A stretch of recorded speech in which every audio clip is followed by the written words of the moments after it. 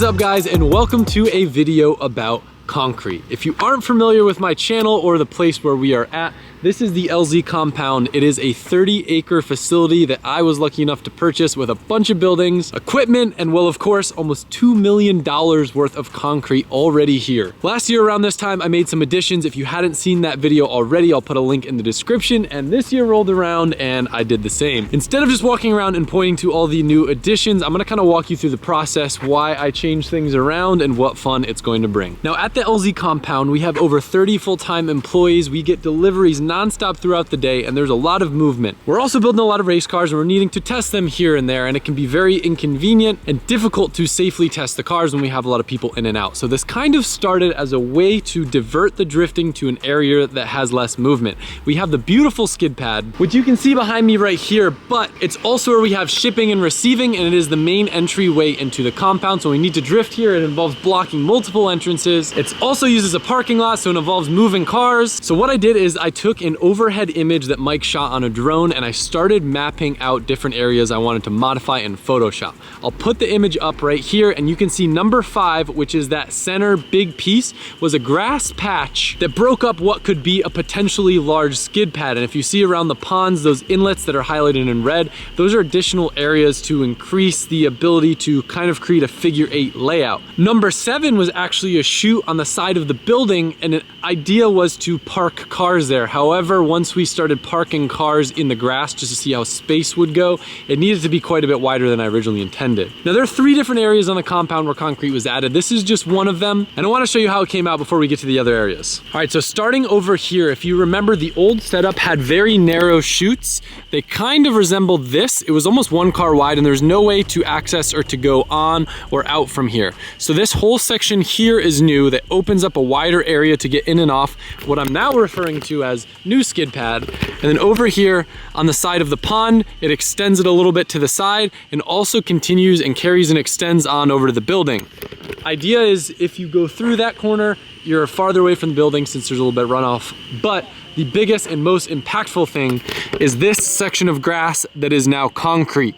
Before there was a little hut here, there's grass that was graded weird and it kind of had some low spots to it. One of my biggest concerns was adding it and then running into rain issues. We cleared out some of these ditches and actually etched into the grass over here because some of the water wasn't flowing. And this is graded to send the water to the ponds and in different directions. That way it's not a low spot. One thing that we did this time around with concrete that we didn't last time was actually dig the ponds wider. The goal was for each square foot of concrete added, we would widen the pond by that square foot amount. Because grass absorbs water, when you add concrete, it just pools up and it needs to go somewhere. So by making the pond wider, there's more room for the water to disperse. Because we're essentially at sea level, digging it deeper won't do anything, but wider does give it more room. So there's a lot of dirt that was removed from this pond right here. It used to have a weird little peninsula. If we have old photos, I'll put some in. Now it's actually a nice, beautiful shape. It's graded all nice. And I'm even thinking about sticking a fountain or something in it to spice it up a bit. But yeah, this little patch right here of grass looks so much bigger now that there's not grass there anymore. And quite honestly, I feel like video isn't gonna do it justice.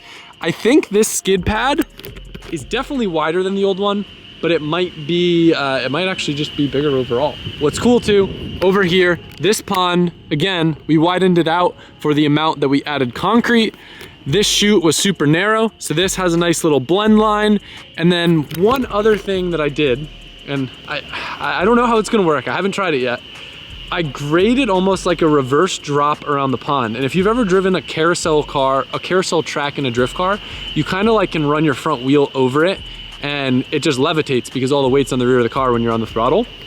Kind of took that methodology here, and there's a banked concrete corner around the pond. Now, you'll never put the rear wheels in this, except maybe if you try to, you could like stick them on there. But the main reason behind this, there was a curb before, and the curb was very, very dangerous to clip a front wheel on. I suppose now you could go into the pond instead of hitting the curb, but it's on the inside of a corner, so. I mean, if it happens, I don't think it would be something that like really got you hurt. It would just be embarrassing and honestly make a funny YouTube thumbnail. I'm sure it will happen at some point, but most of the drifting will take place pretty far away from the pond. One thing I'm like slightly regretting, it's almost a completely symmetrical shape, but on this side, the way that it blended out, this is kind of like straight. I'm considering adding a triangle here. I'm like partially thinking about doing like a striped, almost racetrack theme around the pond with like red and white stripes or something around the whole perimeter. I'm curious what you guys think of that. One of the biggest challenges for me with the compound is I love the aura and that it feels like you're in a jungle, and I'm always torn about making it look too much like a racetrack or losing some of that by clearing out trees. That was one of the reasons why when we did those BC Racing barriers that we did them black and gold, it doesn't stand out if they were like red and white. Kind of looks sleek and blends in, and I guess maybe I could do that with the way that we paint the lines, but I just feel like it needs something. This pond is so cool and so picturesque. I'm gonna see if I can figure out a way to get power here so I can have a fountain. I think that'd be so cool, like a little LED fountain in the center. A lot of talking, I apologize. If you like concrete, this video is sick, but if you don't like concrete, you probably already clicked off, so it's okay, whatever. This area, two purposes. One purpose, when we come through here, it's a little bit of extra runoff for the back of the car to make this corner wider, but we also had a bunch of gravel and it was always getting dragged all over the concrete because our dumpsters are kept here. Convenient place for the shop. It just kind of happened. We cleared an area and then all the gravel would get wound up everywhere. So anyway, this now is the home for the dumpsters, and they'll be recessed back enough that they won't be dangerous for the cars. But you know, if you come in really hot, there was a tree that Jordan, aka RK Tunes, hit, and RIP to that tree. It is unfortunately no longer with us. I decided to take it out because it let me add a bit more width to the corner there. You won't necessarily be using it, it's more like runoff, but you can see nice, beautifully blended framing that goes and kind of makes this, which used to pinch you off, and now there's this whole big area, because my goal is to be able to come through here and treat it like a keyhole and switch back, which is why you have the inside thing over by the pond. I'm gonna put some screenshots up now. It was actually very difficult because the whole time that I was in Australia is when all of this was happening. So between the time zone differences and me being particular about things, I don't wanna say it was difficult because we got it done. It was just very interesting. There's lots of me photoshopping really late at night, trying out different things, getting photos of the framing before concrete was poured, and making little tweaks here and there just to make things blend nicely, because some of it's easier to conceptually think of or to do in Photoshop than you see in real life, and you're like, oh, that's gonna be terrible, I need to blend that corner. Another thing too, a lot of like the I don't know what you would call it, they're like palms that were here that were just constantly overgrowing, and we constantly had to keep shredding back. There are stumps and other things that are removed, so we can just plant a nice little grass buffer here. This tree I was on the fence of getting rid of. It's definitely on the outside of a corner and it definitely interferes with the line, but I also don't want the compound to be a playground. There's got to be some element of danger. I want it to look nice, but it also needs to have some trees and some things that make you clench your butt a little bit when you mess up. You know, I found one with the Supra. It happens. Yeah, we gotta leave the aura, the vibe, I don't know what the word I'm looking for is. This may look weird to you. There was a high spot on the grass, so all the water would pool up here. You can't really see the remnants right now.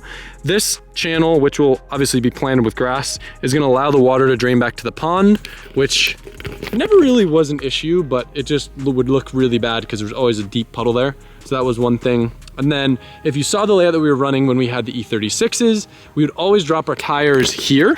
Kind of a weird corner the way that it's arced. But this addition in this little piece right here allows you to run a better line, since you kind of almost use this tree as an inner clip. It would just kind of pinch off the chase driver. So now you can kind of see the old tire marks. Both when we're coming this way, you can drop your tire and then shoot to the right easier. And when you're coming back, you kind of like go like that. So it works. We moved the carport off the skid pad, and that's where we kept the forklift and sometimes deliveries and stuff. So we needed to find a home to put it. There's a little random area next to this shed that happened to work out perfectly. We did have to add a very small sliver of concrete right here, and that basically gave us enough room to where we'll be able to bolt this down securely. We can use it to store the forklift, other things. I'm just now noticing it looks like it's, well, I guess it's not ready to be bolted down. It's a little crooked. I don't think the concrete's crooked, but I think maybe this building's crooked, so it makes this one look crooked. OCD is gonna be overtime on this one. A couple trees did have to get removed that were here, but now we got a little home. It's offset. If there's ugly stuff underneath it or pallets or whatever, kind of be out of sight, out of mind. I got a favor to ask from you guys. I don't ask it enough. Honestly, it's an annoying favor to ask. And my ask for you is to hit the like button and leave a comment if you enjoy the concrete content. For me at least, it's probably one of the most exciting and rewarding things, because not only is it like creating something out of nothing, it's like literally creating an adult playground that helps us drive more, create content for you guys, and honestly operate the businesses more efficiently. I know it's going to come up as a question. I've seen it in my members section on my YouTube where I've been sharing some of the progress of the concrete. How much did all this stuff cost? Now, mind you, at this point in the video, I haven't shown you everything, but the end all figure is just over 6 figures in concrete, which quite honestly, I think is a pretty good deal considering how high the price of concrete has gone up and how great of work they do here. But you guys are the ones that make this possible. You guys watching the videos, liking stuff, supporting Drift HQ, sharing the Instagram videos, entering the giveaways, which by the way, our 34 giveaway, get entered for a chance to win. The car's coming out sick. Every $5 you spend on LZMFT or drifthq.com gets you entered for a chance to win. That stuff fuels this. This stuff would not exist without you, and I appreciate it. I do not take it for granted. That's my long way of asking you to like the video and comment if you like concrete videos. If you don't like concrete videos, it'll be harder for me to justify to myself to do this again. But if you like concrete videos, I will continue to brainstorm ridiculous ideas of making this place cooler. So I'm gonna let the tire marks tell the story of this next one. When we would run like the horseshoe here, it would kind of come out here, and then there's a pinch off point here where the concrete actually like came in and out and then back in. So this little extra section should hopefully preserve that arc so you don't end up almost straightening the car just to beeline it back through here. A wider line means better line for the chase cars, which means by the time we have 35 different M50 E36s here, we can all stack up and make glorious videos and crash into each other. It's obviously easier to add more concrete while the guys are already out here and doing other work on site. And one idea that was brought up to me that I had thought of but didn't fully think I was going to do just yet was creating a parking area so that this skid pad could also no longer be used as a parking lot.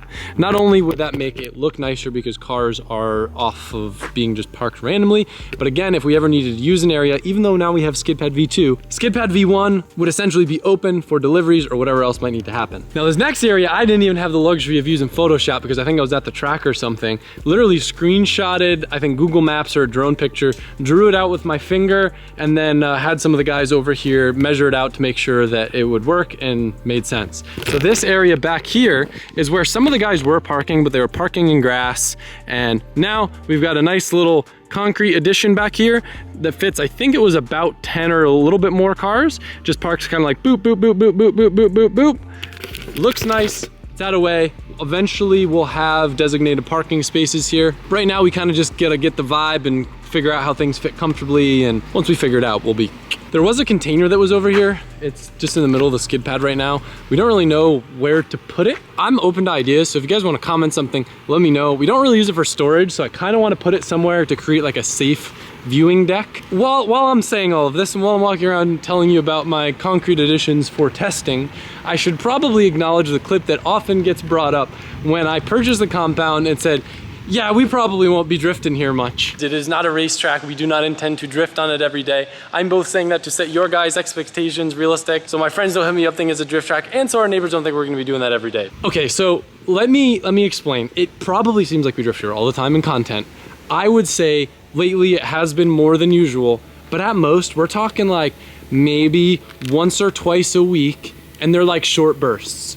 But when I said that, I was like shaking because it was the first time I had ever drifted. Like, it felt like I was street drifting here. I was so anxious when we filmed the compound video that it just felt wrong, and I was real worried. Our closest neighbor we've met, we've become great friends with, super cool guy. He actually ended up getting into JDM cars from American Muscle. His daughter has a Z now. He has an RB S13. We keep in communication, so if there's ever like a late dyno night or something, I give him heads up. But I will say the biggest thing that has made me feel a little bit more okay about drifting here and there is that there's so many loud ass airboats around us. I don't say I'm kept up in the middle of the night because I don't really mind. I'm a heavy sleeper.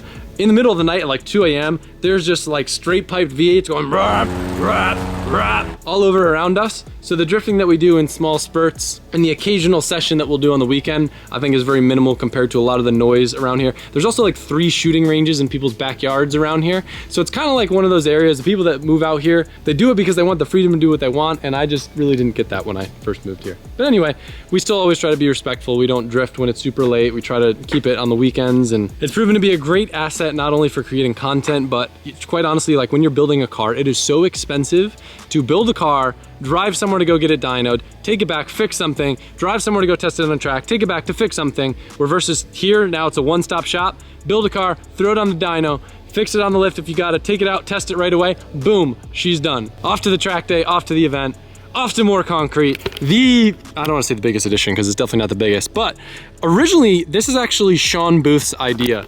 And Sean wanted this to be an area to keep our trailers. We were gonna put an awning off the side of the building, kind of like RTR has on its headquarters. But now that we have Skid Pad V2, the idea came about, I don't remember whose idea it was. I don't know if it was mine, so I'm not gonna take credit for it. But basically using it as a parking area. And I originally intended to have the cars park up against the building, and then I think it was Johan that came up with the idea to park this way. That way the bumper can overhang a little bit. You don't need to worry about hitting the building.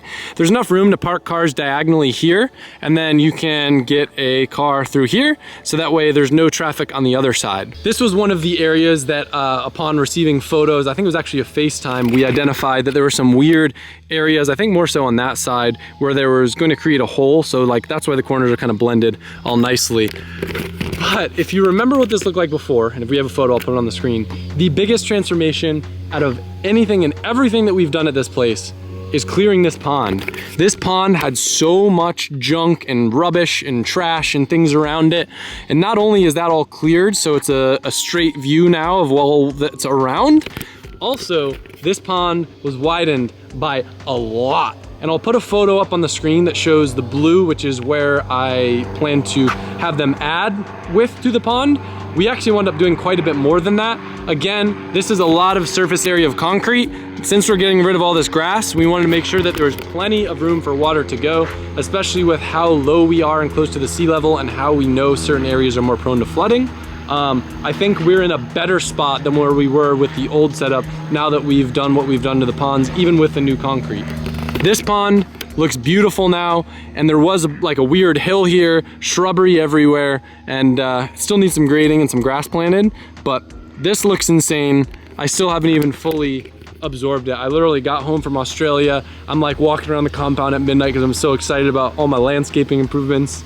I swear, like as you get older, you get more excited for like landscaping and house stuff than you do for like cars. I still like cars a lot, so that's kind of a lie. My passion project lately has been trying to brainstorm ways I can make the compound more beautiful. We finally have it operational with water that replenishes, a sewage system that works, internet that rips. Our gate flooding issue is finally being taken care of by Florida DOT. That was due to some ditches on the side of the road that got pretty clogged up, so all the water is backing up at our place. Oh, and I guess there's one other big area of improvement apart from all of the stuff that I've already shown you guys. Take a look at this pond. This is so freaking beautiful. Especially imagine all the grass planted here, maybe a nice little fountain. If you guys have a fountain company and you want to be a fountain sponsor, let me know, because you know, a boy needs his fountains. This place though, like, I'm torn because this area, like, definitely I feel like lost a little bit of its jungle vibe, but at the same time, it still has the cool shapes, it still has the tree line. Just the viewing, I guess, and the actual driving will be a lot easier and safer. All right, as I walk over to share with you guys the last section to give you updates, I do have another request. We have a lot of K-rails at OSW. I bought a bunch of K-rails when we did the Invitational, like the concrete ones, I think like 20 of them. But I didn't realize how expensive and difficult they would be to move. Each one essentially weighs the weight of a car. It sounds like it's gonna be a logistical nightmare. Even though I have a friend with a flatbed, I think it involves many, many trips. We have to rent something called a lull that is the only thing that can lift them high enough to get onto a trailer. So my request is that if you're in Florida and you have a way to, I don't wanna say cheap because it's a service that I'm willing to pay for, but just give me a good deal on moving a bunch of K-rails over here, because whatever way we quote it, just renting and getting it all done is gonna cost like thousands and thousands of dollars, which is why they've stayed at OSW this long. I would like to utilize the K-rails and put them in certain areas, both to ride the wall and if there's a tree that is like very not safe in like a high impact area, I'd rather use a K-rail since it's designed to direct the car away versus going into the side of a tree. And then we have all the BC racing barriers that we can use to make layouts, but those are plastic and those do not stop cars or really do anything whatsoever. It's more for aesthetics and creating like a boundary of the course. Now that we're back over here, you can kind of get an idea of my vision of having like a mower width grass line along the whole edge of this. It'll just kind of create a nice like beautiful curved shape. Oh, one thing that isn't done yet in addition to the thing that I'm about to show you. You'll see there's a little pinch off corner right here. When you're in the chase, you'll always drop your tire there. That's why it's a little orange and dead there. So that area, we are gonna add like another little triangle corner. I'll put a screenshot of what the addition will look like. That's just one thing that we forgot amongst all the other ridiculous amounts of concrete stuff that's happened. I know the last big area that's yet to be done is what we call the island here, because there's used to be like a big grass island. Now it's gotten smaller. Now they actually want to concrete the last bit here, which I didn't really feel too good about, because this is the area that is the most flood prone. It is not graded properly and there's a bunch of low spots. I'll see if we have some photos or video of what this looks like after some rain, but there is essentially a giant puddle that forms here because it's a low spot, a giant puddle that flows here, and then another giant puddle in this area. You can see at the discoloration of the concrete compared to everywhere else, how it's like kind of dark and splotchy. So what we're actually gonna be doing here is digging some pretty big trenches and creating a drain system. It's gonna take some engineering and time to figure out where the water is going to go. I think this project is targeted to start in about 2 weeks or so, but we'll be better equipped to not have a monsoon in this area. Like, it's even after a bad rain, like you don't even want to drive a car back here. You'll never drift back here. It's just annoying. So we'll have a drainage system that will divert all this water probably into a pond or something back in this area. And then down here where we created a bit of a low spot, we're gonna grade the grass so that, again, it has somewhere naturally for the water to go instead of it kind of being trapped in this little valley that's formed. Technically, I haven't tested all of the new layouts yet, but there was one moment where I wanted to test out an area just in case that we needed to add another area before it was too late. I'll put that footage in here, but just in case you click off the video early, I wanted to take an early moment to thank you guys for watching this video. Listen to me talk about my concrete playground for however long this video is. You know, one weird thing that we don't talk about as YouTubers, we usually have a pretty good idea of how long the video is even before it's edited.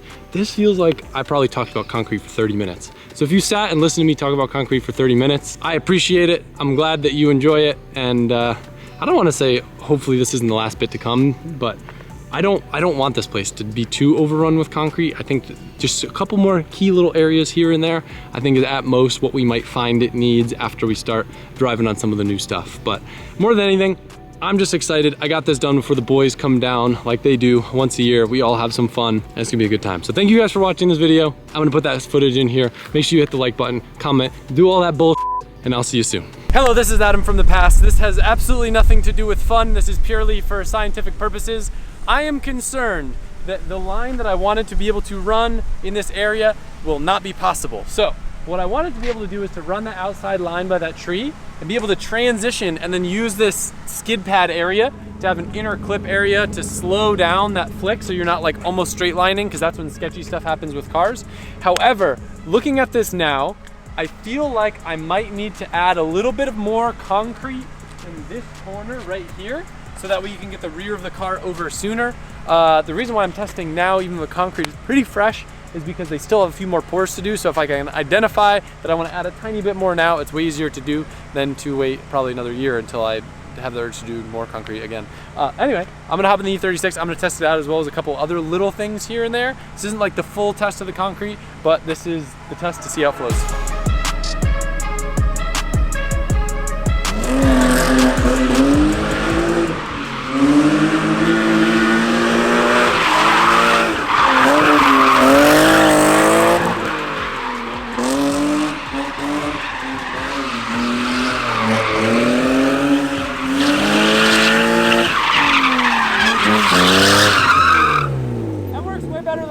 Yeah? Because you have so much speed there, there's no way to get over as early as I thought. Well, that's sick. So I was pretty wrong in my head. It does get sketchy though, because you start to have like pretty big angle through here. Mm-hmm. I'd like to try that again, and I'm gonna try to run my new tandem idea layout in my mind and see if it works as good in my mind as it does in real life. You'll be fine, I think, of course, hopefully. Actually, get on the other side of the tree. That's okay. A good spot.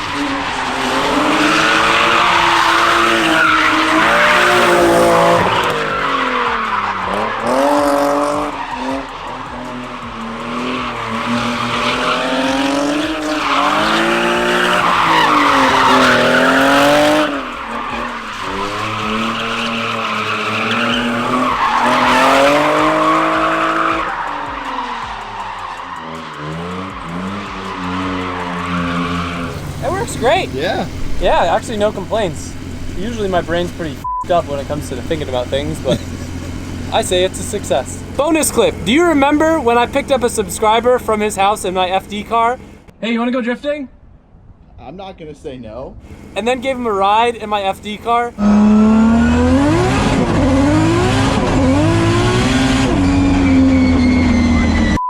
And then taught him how to drive manual in my 350Z. Let's go! And then taught him how to do donuts in my 350Z.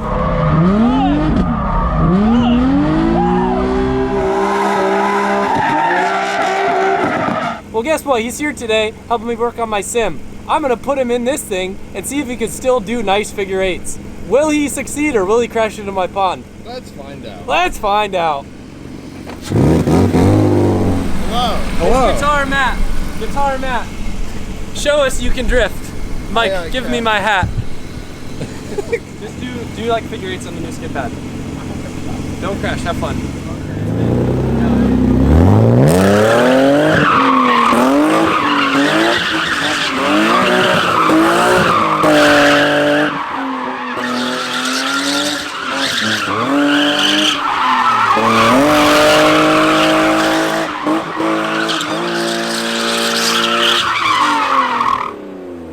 I should also mention that he's a sim drifter, if you can't tell by his footwork. It's a good car, right?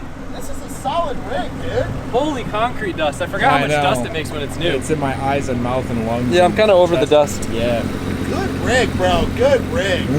It's good, right? Yeah, dude. Okay, enough. Enough for you.